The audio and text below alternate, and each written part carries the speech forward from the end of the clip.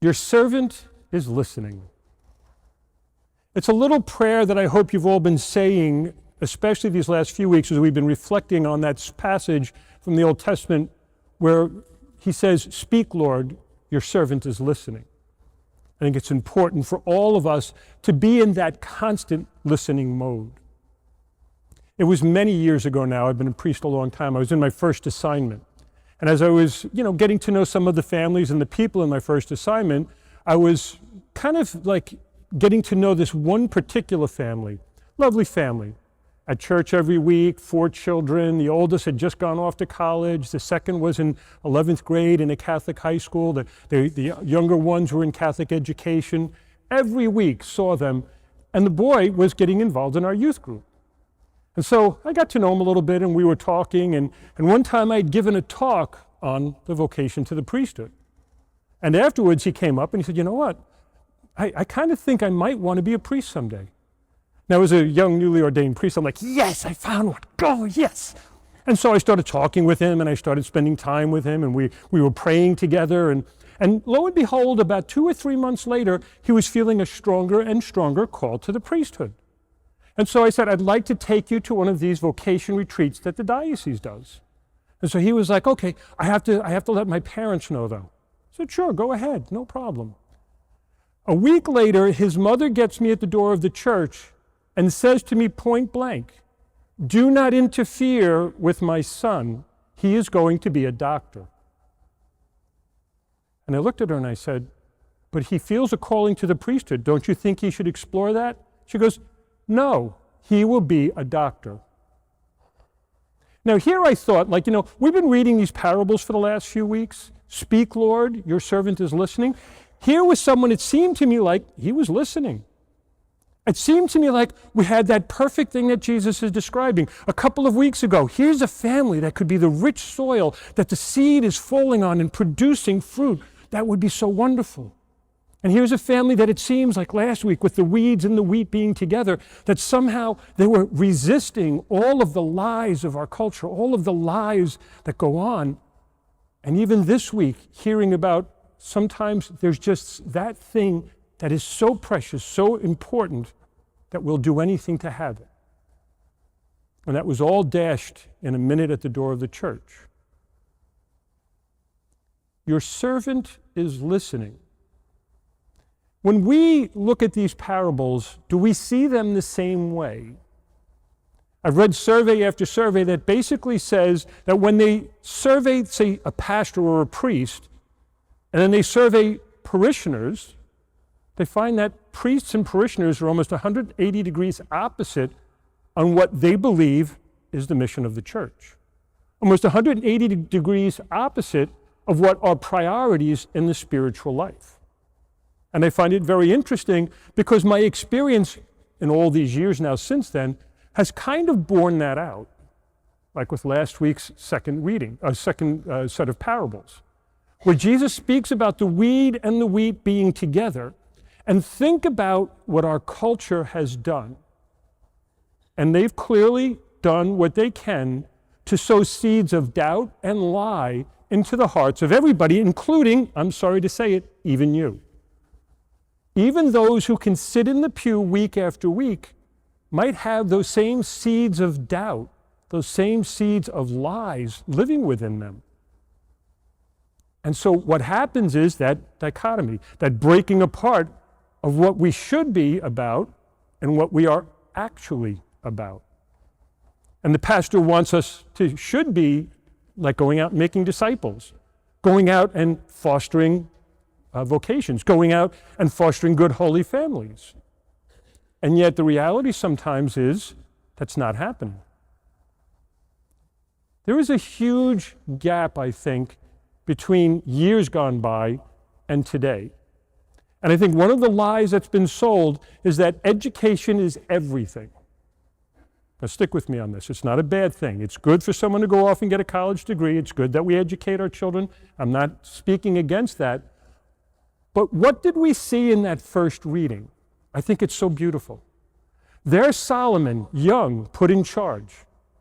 And Solomon, who's young and put in charge, approaches the Lord and says to the Lord, I'm young, I'm inexperienced. What should I be doing? And the Lord says, ask for anything and I'll grant it to you. Now, if the Lord says, what do you want? I'll grant you that one thing. What would our answer be? And I think most of us would be, like I'm in charge now. Can you put my enemies asunder? Can you bring peace to my kingdom? Can you get my people to be more faithful or more giving or caring? And all he asks for is that one thing, wisdom, understanding. Your servant is listening. A wise person is one who knows how to listen. So often when we're in conversations with others, we realize that as we're speaking, they're really not listening. You can tell by the look on their face. You ever have that conversation? You're looking right at them, and you can see that their mind is raced off someplace to prepare what they're going to say in response to you, and they don't hear a word that you really say. They never took it in and tried to make it their own. One of the things that I believe is truly missing in all of this education that we do is wisdom, or the virtue of prudence, if you will. Remember the virtue of prudence, one of the cardinal virtues? It's called the charioteer of all the virtues, and it's called that because it's the prudent one who acts good. It's the prudent one who recognizes sin. It's the prudent one who has that information, if you will, that will help them to avoid sin and to do the good. And yet I think that's missing today. I've met a lot of very smart people, a lot of very book-educated people, a lot of people that have a lot of intelligence and still couldn't figure out how to tie their shoes if they had to. There is a wisdom sometimes that even an uneducated person will have. And I'm sure you've met those people. Like my grandmother was completely uneducated, but she knew what needed to be done, and she knew how to raise her children, and she knew what to do and when to do it. Very wise woman, very, very wise woman. Lost her husband when he was, only 60 years old, still was able to raise the family, still was able to care for the kids, still took care of her home. Didn't need a lot of book smarts, but she was very wise. If you ever needed advice on something, she was the one to go to. Think about those people in your life. Think about the people that you've known, their wisdom, their prudence, their ability to see through the lie, to get past all of that, if you will, doubt, and understand what God is doing. So, these parables that we've been reading, are they resonating with you or not? These parables that Jesus has been giving us, the parable of the good soil. I mean, the first week, Jesus makes it clear there is good soil and there is bad soil. Which are you? That's the question that was on the table.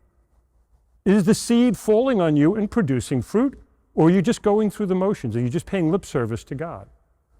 That's a very powerful parable. Last week, again, that same thing with the enemies out there sowing his seed. Our culture is so loaded with error and sin to the point now where all of the things that we've identified and understand to be sin are now promoted as wonderful. Everything is promoted as, oh, no, that's not a sin, that's not an evil. That's just you being you. When I was growing up, me being me was not good. And my father made that clear again and again. No, our passions can't dictate. Our wisdom has to dictate. Our prudence has to dictate. We have to be men and women of holiness, of goodness, and children of God. And to be a child of God then demands that our lives be necessarily different than those of the world. We are children of heaven, not children of the earth. And so look at all the lies that are around us. Those weeds are choking the life off of even believers. People who could sit in the pew week after week and still espouse those values over godly values. That's what these parables are about. Today, though, I think he concludes this chapter with what I think are the most cutting, difficult parables of the bunch. There's a field, you find a treasure, how much is it worth to you? What are you willing to give to have that kingdom, to be a member and to be a child of God? How far are you willing to go? Would you give up everything for it? Or you find that jewel that you've been looking for all your life? Would you be willing to give up everything for it? He didn't mince words. I had that young man ready to give up all of that. And it was poisoned by his parents, who had other plans, who had worldly plans. I kept praying with him. We kept discerning. I think there was a vocation there. But I know he went off to a secular college and hadn't heard from him since. He's probably a good doctor somewhere right now. I should look him up. He's probably on, But anyhow, what are our priorities? Is God a priority or not? Is Jesus Christ and our relationship with Jesus Christ first and foremost or not? And if it is first and foremost, how are we living that out today? How do we live it out? Do we become men and women of virtue, acting prudently and wisely in everything we do? And anytime we deal with finances, and anytime we're dealing with sexuality, anytime we're dealing with, just dealing with our neighbors or talking with people around us, with people in our own family, are we men and women of prayer? Are we really, truly a child of God? Do we really seek to get to know the Lord? Are we renouncing sin and repenting of the evils of this world? Are we seeking to go to confession on a regular basis? It was one of the things in one of those surveys. They asked priests how often they believe their parishioners should go to confession, and a lot of them said probably monthly would be good, maybe more if they need to. And most people said, I haven't been for 50 years. There's a real gap there. It's a beautiful and wonderful sacrament. Matter of fact, Father Mike Schmitz just covered it in the Catechism in the Year the other day. Did a perfect job of reminding us why it's such an important sacrament. So my dear brothers and sisters, what's your priority? Where do you put all of your eggs? What basket are they in? Are they in the basket of the world? Is concern with worldly things overwhelming? Are all the issues and the problems that you deal with on a day-to-day basis taking over? Are they becoming the weeds of doubt and lie? Or are you sowing in the field, the good field? Are you the good soil? Are you the one where God can work the miracles and God can raise up the grace and God can then use you to bring others to Jesus Christ? That God can then well up in you that grace to go forth and to make disciples of all the world. We're halfway through Matthew's gospel. There's still a lot more to come. But do yourselves a favor. Start to reread these parables. Go reread the whole of chapter 13 in Matthew's gospel. Each day this week, just spend some time with it and say to the Lord, what are you saying to me? I'm listening. What are you communicating to me? Doesn't matter how old you are. It doesn't matter if you're young, you're old. God is still communicating. I heard a good thing the other day that I didn't think about. It was a priest who was talking about how we constantly come before God and say, God, what do you want of me? Where do you want me to be? God, and he says, that's not the question we should be asking God. Not what my ultimate destiny is. We know what that is, getting into heaven. He just made that clear. He said, God, what do you need from me next? Where do you need me to be today? Where can I serve you now? It's a whole different approach. And then that wisdom, that prudence can play itself out on a day-to-day basis. So my dear brothers and sisters, do you really believe in Jesus Christ? Do you really believe that he is God, the Savior of the world? Do you really believe that he asked you specifically to be his disciple, his child? Do you truly believe that he is empowering you for mission in the church? Do you truly believe? And if you're not there yet, work at it. That's the whole thing. We don't have to figure it all out at once. That's what prudence tells us. Wisdom reminds us that you might have to read and react to what's going on around you. It doesn't have to happen all at once. But in answering those questions, then I must set myself on a different course. I must be different in this world. And if my life is not bearing witness to that difference, if your life is not bearing witness to that difference, listen a little more closely. When you come before God in prayer next, turn off all the noise in your head, all the concerns, all the doubts, all the fears, all the worries, and say those words, "Speak, Lord, your servant is listening."